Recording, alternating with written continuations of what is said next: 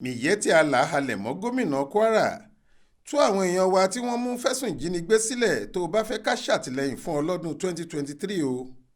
Ẹgbẹ́ àwọn Fulani darandaran nílẹ̀ yìí Miyetti Hale ẹ̀ka tìpínlẹ̀ Kwara ti kọ̀wé sí gómìnà ìpínlẹ̀ náà Abdulrazak pé kó tú Seriki Fulani Usman Adamu àtàwọn yòókù ẹ̀ tí wọ́n wà láhàámọ́ fẹ̀sùn ìjínigbé sílẹ̀ kíákíá bí bẹ́ẹ̀ kọ́ gbogbo àwọn Fulani kò ní ṣàtìlẹ́yìn fún níbi ìbò gbogbogbò ọdún 2023.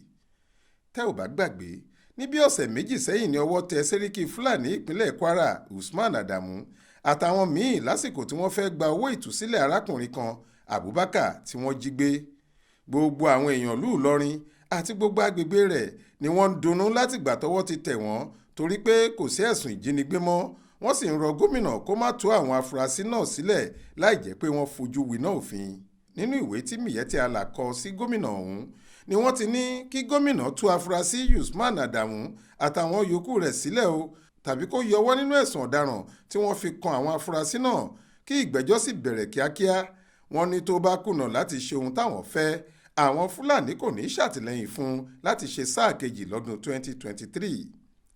Lẹ́yìn ìpàdé tí gómìnà ṣe ní ọjọ́ 14 oṣù kejìlá ọdún 2022 ni ẹgbẹ́ náà tún kọ ìwé mìíràn jáde tí ọmọ ẹgbẹ́ 11 buwọ́lù tí wọ́n ní ẹgbẹ́ náà kò mọ nǹkan kan nípa ìwé tí àwọn kan kọ lórúkọ ẹgbẹ́ àti pé ìbanilórúkọ jẹ́ lásán ni èyí.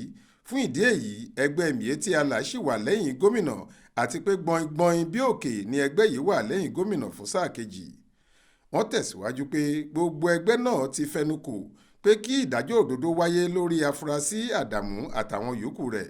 Wọ́n ní kí Adamu lọ kojú ìgbẹ́jọ́ nílé ẹjọ́ gíga ìpínlẹ̀ Kwara láti fọ ara rẹ̀ mọ́ tí kò bá lọ́wọ́ nínú ẹ̀sùn ìjínigbé tí wọ́n fi kàn wọ́n. Ibrahim Alágúnmu ló ṣàkójọpọ̀ ròyìn yìí fún iléeṣẹ́ tẹlifíṣàn Aláròye online. Faith Adébọlá lóníròyìn yìí.